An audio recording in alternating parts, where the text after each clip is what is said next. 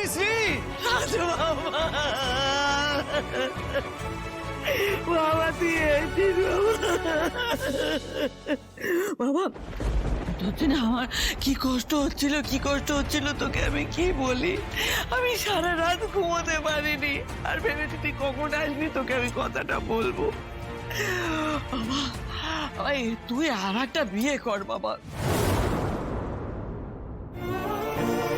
হয়তো রাজ এসে গেছে, আমি আজই রাজের সঙ্গে কথা বলে সব ঝামেলা মিটিয়ে নেবো।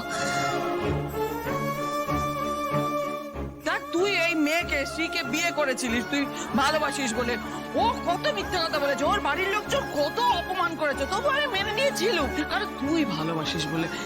তো সহ্য করা যায় না বাবা। এখানে কত আমাদের এখানে ভাড়াটেরা রয়েছে, তাদের সামনে একটা লোক এলো, সে এসে বললো যে আর একটা লোক, সে হাসপাতালে আজ কি নাম বললো, হাসপাতালে আছে, তার জ্ঞান ফেরার পর তোর বউয়ের নাম ধরে ডাকছে। ও সত্যি সত্যি সত্যি আর কিছু বলতে হবে না, সবটা আমার বোঝা হয়ে গেছে, আর কিছু বোঝার দরকার না নেই। রাজ, তুমি কিচ্ছু জানো না, কিচ্ছু বুঝতে পারোনি তুমি। সত্যি কি সেটা আমি তোমাকে বলছি রাজ। কি ভেবেছো তুমি শ্রী? তুমি যা বলবে সেটা আমি মেনে নেবো, তাই না? শুনলেন আমি কি বললাম? সবটা জলের মতো পরিষ্কার হয়ে গেছে আমার কাছে, সব বোঝা হয়ে গেছে। না রাজ, তোমার কাছে কিছু জলের মতো পরিষ্কার হয়নি, কারণ সবাই যেমন আমাকে ভুল বুঝছে তেমন তুমিও আমাকে ভুল বুঝছো। না শ্রী, ভুল বুঝছি না। হয়তো তুমি অনেক কিছু জানো না, তাহলে শোনো শ্রী, কাল সারা রাত আমি লকআপে ছিলাম, তোমার জন্য অপেক্ষা করছিলাম।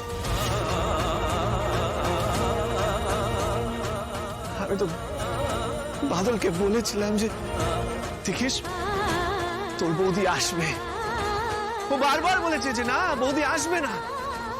তখন আমি ওকে বুঝাই যে না শ্রী আসবে, ও আমাকে খুব ভালোবাসে, আমি ওকে বিশ্বাস করি, ও আমার বিশ্বাস ভাঙবে না। কিন্তু না শ্রী, তুমি এলে না,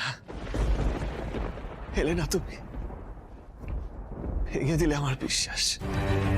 কি করে আসবে বাবা? ও তো তখন আর একজনের ওষুধপত্র নিয়ে দৌড়োদৌড়ি করছে হাসপাতালে, তোর কাছে না গিয়ে আর একজনের সেবা করছে। তো প্লিজ কথাটা এইভাবে বলবেন না।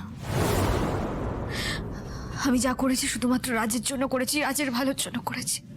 রাজ সতীশের যত বিপদ বাড়তো তত তোমার বিপদ বাড়তো আরো বেশি করে।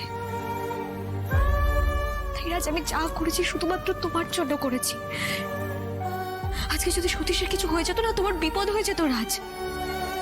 তাই সতীশের সুস্থ হওয়াটা খুব জরুরি ছিল।